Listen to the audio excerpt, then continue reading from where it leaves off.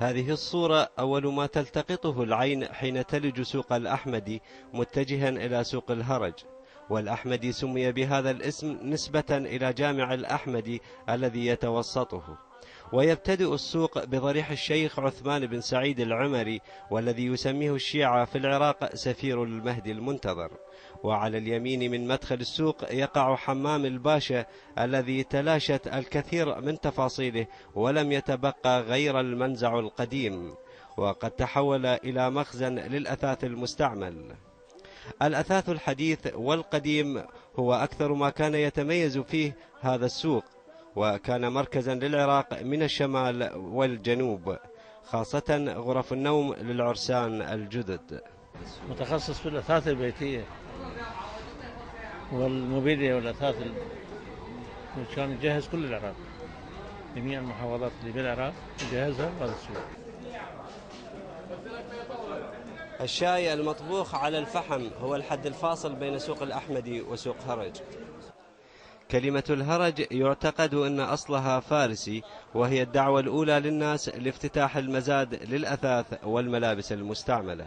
الصبح يجون يتجمعون الدلالة من الصبح قبل ما أحد يبيع كل شيء، يتجمعون الدلالة يكبرون وهاي يقرون الفاتحة وكل واحد يروح على شغله.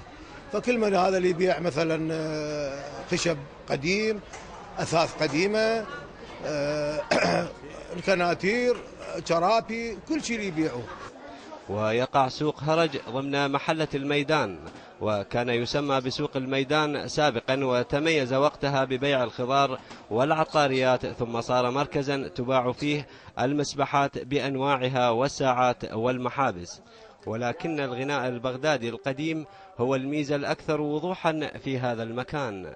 يا معودة جوزي لا أطيح محلى، قلت لأمي يما النور ينظرنا، يا معودة جوزي لا أطيح محلى، هذه المرة مثل الأسيرة عندنا تحترمك وتحزك.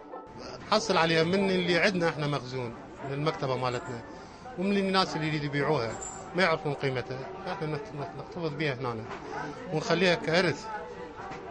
يعني هواي ناس يريدون، العراقيين كانوا مغتربين اللي برا يعجبهم هيك اغاني، يجي يدور على هيك اغاني، يدور على فشي يعني يذكره بوطنيته القديمه.